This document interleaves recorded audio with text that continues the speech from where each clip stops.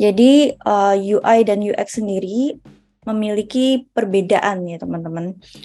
Kalau dari sini teman-teman ada yang sudah mengetahui nggak perbedaan dari UI dan UX sendiri itu seperti apa? Mungkin dari hal yang sesimpel mungkin gitu ya. Teman-teman boleh bantu jawab, mungkin raise hand ataupun bisa di kolom chat. Perbedaan dari UI dan UX itu apa saja gitu ya. Ya, untuk teman-teman yang mungkin ingin on mic bisa raise hand dulu ya. Nanti saya bantu untuk nyalakan mic-nya. Oke. Ini sudah ada yang di chat ya. UI itu desainnya, UX itu pengalaman penggunaan desain UI-nya, betul. Terus dari Kak Muhammad, UI berfokus pada tampilan suatu web. Oke, thank you ya Kak yang sudah menjawab. Semuanya hampir benar ya. Simpelnya memang berbeda, tapi keduanya saling berkaitan. Ini saya jelaskan untuk perbedaan dari masing-masing elemennya ya. Jadi untuk di UI, seperti yang teman-teman ketahui, yang bisa dilihat dengan mata, itu adalah UI. Elemennya ada visual design dan interface design ya. Jadi seperti contohnya WhatsApp nih. WhatsApp itu kan memiliki berbagai yang bisa dilihat ya. Misalnya coloringnya, terus layoutnya. Kalau coloring biasanya warnanya hijau gitu ya kalau di WhatsApp. Terus ada abu-abu juga. Nah, itu pemilihan warna juga masuk dalam sisi UI. Lalu ada layout, ada branding. Nah, branding sendiri masih masuk ke UI ya, karena untuk pembuatan aplikasi kita butuh mengetahui sisi branding untuk aplikasi tersebut kalau di deliver ke user itu seperti apa gitu ya. Lalu ada typography, terus grafis dan high fidelity. Nah, untuk high fidelity sendiri ini biasanya teman-teman ketahui sebagai prototyping ya. Jadi desain yang bisa sudah clickable gitu ya. Lalu ada dari sisi UX. Nah, UX itu seperti teman-teman ketahui dari pengalaman penggunanya seperti apa. Kalau sebagai user kita menggunakan aplikasi tersebut, maka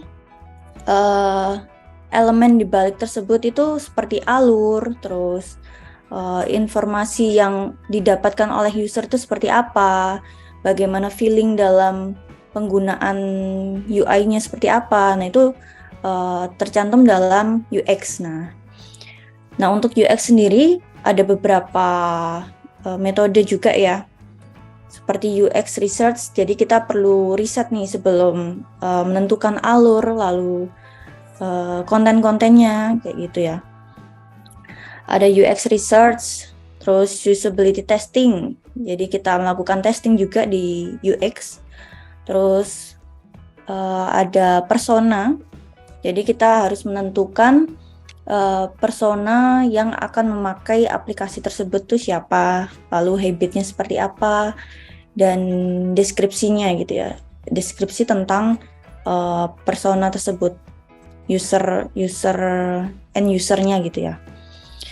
Lalu ada information architecture. Nah, ini teman-teman IT ini pasti lumayan paham ya tentang information architecture. Jadi pembuatan bagan ini ya biasanya ada model untuk hierarki dari masing-masing page. Nah, itu ada di information architecture. Gunanya untuk misalnya kalau kita deliver ke tim teknologi misalnya. Nah, itu jadi lebih mudah dipahami ya. Lalu ada interaction design. Nah, interaction design ini berhubungan dengan flow juga sebenarnya ya.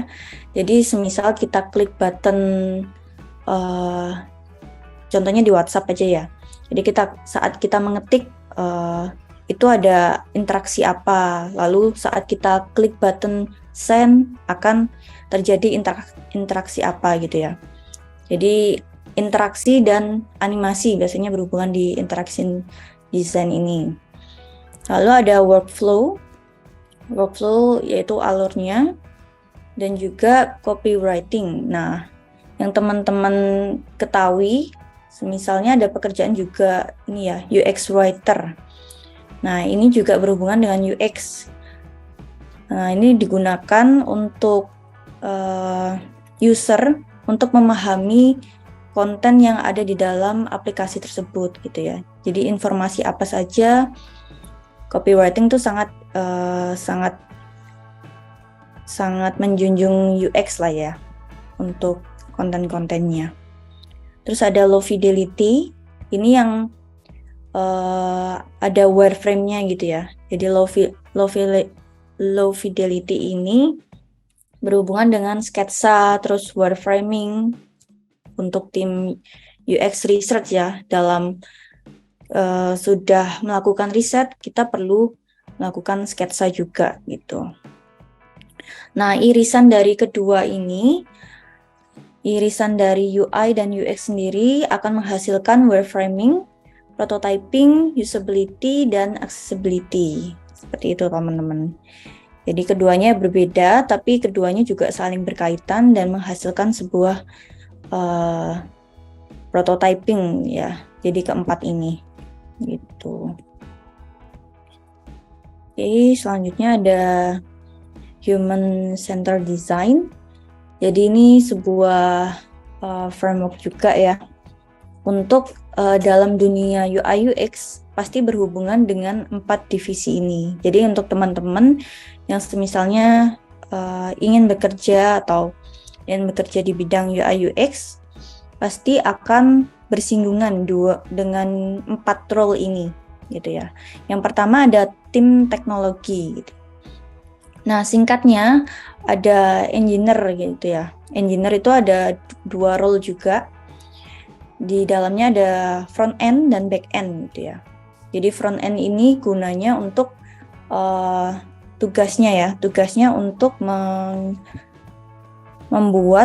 mengimplementasikan desain yang sudah tim UI UX buat ke dalam aplikasi gitu ya. Jadi desainnya tuh beneran dibuat di dalam aplikasi. Seperti website, terus aplikasi, mobile, seperti itu. Lalu yang kedua ada back end juga di dalam tim tech.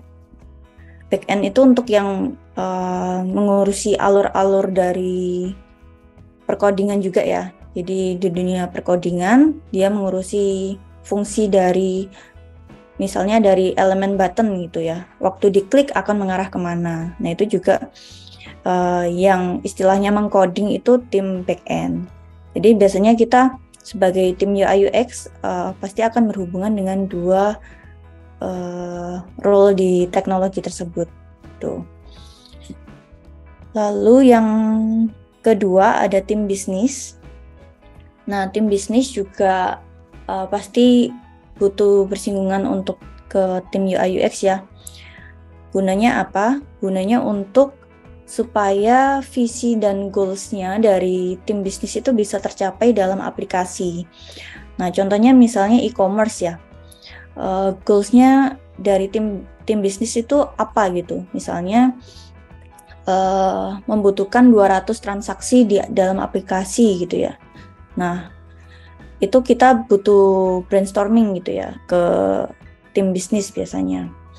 Apa fitur-fitur yang perlu dibutuhkan, misalnya gratis ongkir atau fitur-fitur yang menjunjung lah istilahnya ya, atau voucher gitu. Nah, selanjutnya ada tim desain. Nah, tim desain ini juga berhubungan dengan marketing ya biasanya, dengan tim marketing branding. Nah, biasanya 1 kali 2 kali gitu kita mengadakan sesi gitu ya untuk membahas tentang desain sistem gitu. Karena sebuah aplikasi pastinya juga harus memiliki branding ya. Misalnya dari branding sebuah bank gitu ya, pasti punya brandingnya sendiri gitu, digital bank gitu. Yang nantinya tim marketing harus memiliki visi yang sama dengan tim UI UX gitu. Jadi brandingnya harus sama di dalam aplikasi maupun di sosmed gitu istilahnya. Lalu yang keempat ada people. Nah, people di sini ada konsumen dan end user gitu ya, sama-sama end user lah istilahnya. Nah, di end user ini kita biasanya juga melakukan testing ya. Jadi kalau kita punya prototyping, kita nanti lemparkan ke end usernya, apakah dari prototyping tersebut sudah memenuhi ekspektasi mereka ataupun sudah memenuhi dari kebutuhan mereka gitu ya. Kalau misalnya mereka masih bingung dalam penggunaan prototyping, berarti prototypingnya masih ada yang perlu dibenahi atau biasanya kita sebut revisi ya. Jadi kita revisi lagi, nanti kita testingkan lagi seperti itu. Nanti prosesnya akan looping kalau sampai ke testing yang benar-benar mendapatkan hasil yang sesuai lah ya dari KPI istilahnya. Seperti itu. Nah, lalu ada tools yang akan kita pakai gitu ya. Ini macam-macam UI tools. Jadi teman-teman bisa coba-coba dulu ya sebenarnya. Dari berbagai UI tools sebenarnya banyak. Ada InVision, ada Marvel, Sketch. Nah, kalau Sketch ini cuma ada di Mac ya. Terus Adobe XD, Figma, terus Studio, Framer, dan lain-lain semacamnya seperti ini. Nah, kalian bisa, misalnya kalian keinginan tahunnya tinggi, bisa mencoba gitu ya. Contoh misalnya bisa mencoba yang kayak Framer gini ya. Ini ada yang gratisan juga, tapi mungkin memang tingkat kesulitannya lebih tinggi gitu ya daripada yang misalnya XD dan Figma. Nah, tapi kali ini kita akan menggunakan Figma untuk prototyping dari brainstorming hingga prototyping seperti itu. Nah, kenapa kita menggunakan Figma? Karena fitur-fitur yang dikembangkan sampai saat ini sangat-sangat bagus ya teman-teman. Jadi sekarang sudah banyak fitur yang bisa digunakan, contohnya seperti FigJam. Jadi teman-teman bisa melakukan brainstorming. Nanti akan saya tunjukkan ya caranya penggunaan FigJam dan bagaimana cara kita brainstorming di sana. Terus juga bisa prototyping, tapi tidak se-advance Framer dan Origami. Ya, ini memang advance ya, lebih smooth gitu untuk penganimasiannya.